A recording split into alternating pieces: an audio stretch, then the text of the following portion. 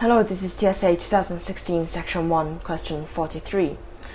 So Mike wants to buy a second-hand car, and he doesn't care about the model, but his family have some requirements on the car, and he's going to keep the car until it reaches 100,000 miles and then sell it for £1,000.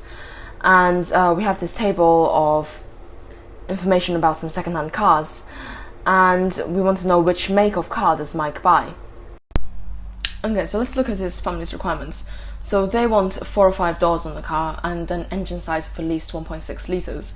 So let's eliminate some cars according to those requests. So everything that says 3 doors or has an engine size of less than 1.6 goes. And we're left with just these 4 cars. Okay, so now we've got to figure out which car is going to give him the best value for money. So remember, he's going to sell the car when it reaches 100,000 miles.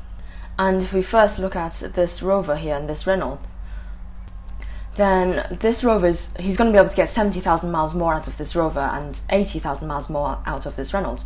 So they both cost the same price, but he's getting 10,000 miles more out of this one, which means that this car is more worthwhile than this Rover. So we eliminate the Rover. Okay, so now for these remaining 3, let's work out how much he's going to have to pay for each mile that he's going to get out of the car.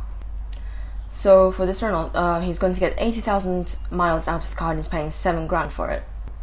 So per mile, it's going to be 7,000 divided by 80,000. And if we cancel the thousands, that's the same as 7 over 80 pounds. And this is like a tenth of 7/8, right? Or 7/8 of a tenth. So this is like saying 7/8 of a tenth of a pound. And a tenth of a pound is 10p, so it's 7/8 of 10 pence. Now for this Rover here, so it's already on 90,000 miles, so he's only going to be able to get 10,000 more miles out of it, and he's paying £1,500. So per mile we want to divide 1,500 by 10,000, and if we work that out, it's £0.15 or 15 pence.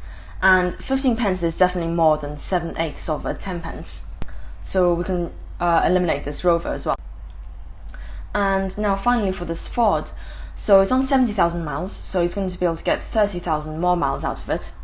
So per mile we got to divide 2,000 by 30,000, which is the same as 2/30ths. And again, this is like 2/3 of a tenth, right? So 2/3 of a tenth of a pound, i.e. 2/3 of 10 pence. And 2/3 is less than 7/8, so he pays less for each mile he gets out of the car with this Ford. So he's going to buy the Ford, and the answer is A.